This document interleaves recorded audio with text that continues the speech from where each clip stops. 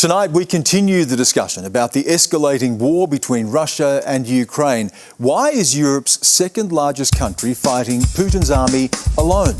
Welcome to Q&A.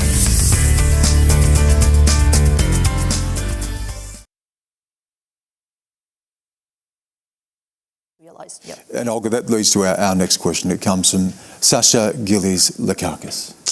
Yeah, thank you guys. So as someone who comes from the Russian community here in Australia, I've been pretty outraged by the narrative created by our media depicting the Ukraine as the good guy and Russia as the bad guy. Believe it or not, there are a lot of Russians here and around the world that support what Putin is doing in the Ukraine, myself included.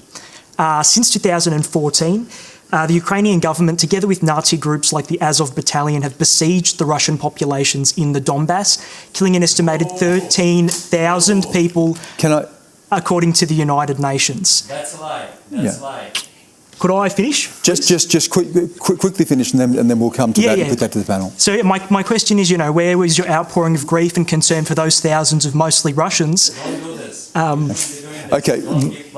When you mention the 13,000, the United Nations has listed 13,000 total people killed since the conflict, but you're trying to suggest that is Russians killed by Ukrainians, and I think we need to point out that the United Nations has pointed out there is 13,000 killed since the conflict began in 2014. So we need to be very clear on that. Can I just put this now, leaving aside your personal views on this, can I just put that question, I'll go to you, Jason, on this. The idea that there is a moral equivalence or there is two sides, we know that Vladimir Putin has said that there were provocations as he sought, the encroachment and enlargement of NATO.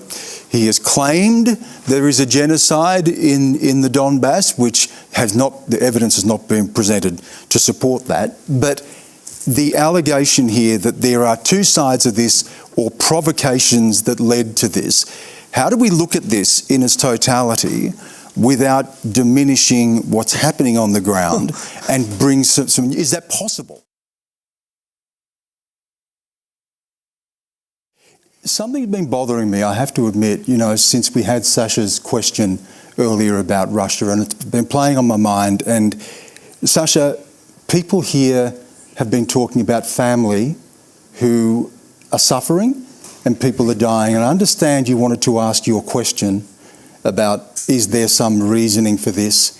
But you supported what's happening, hearing that people are dying. And can I just say I'm just not comfortable with you being here? Could you please leave?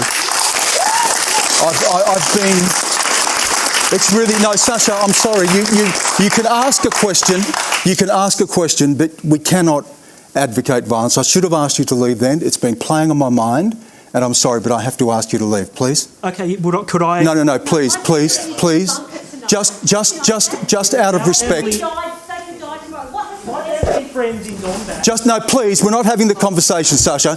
We can't have people advocating violence. And I should have asked you to leave. It's been playing on my mind. I wanted to have a proper conversation about these things, but I have to ask you to leave. I'm really sorry. Okay, I'm sorry for that, but these things happen. It's live television. You think about these things. It's really been troubling me that we can have a conversation and we can look at where the arguments are, and we can try to look at the sides of the argument. We can't have that, and I'm sorry. It should have happened earlier.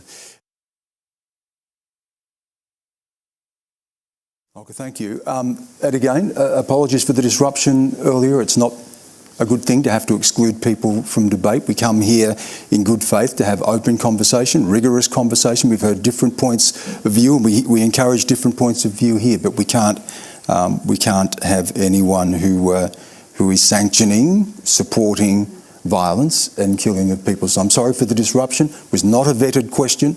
It was a question that was, a rogue question, if you like, and it's not good to exclude people, but we have to take those steps from time to time.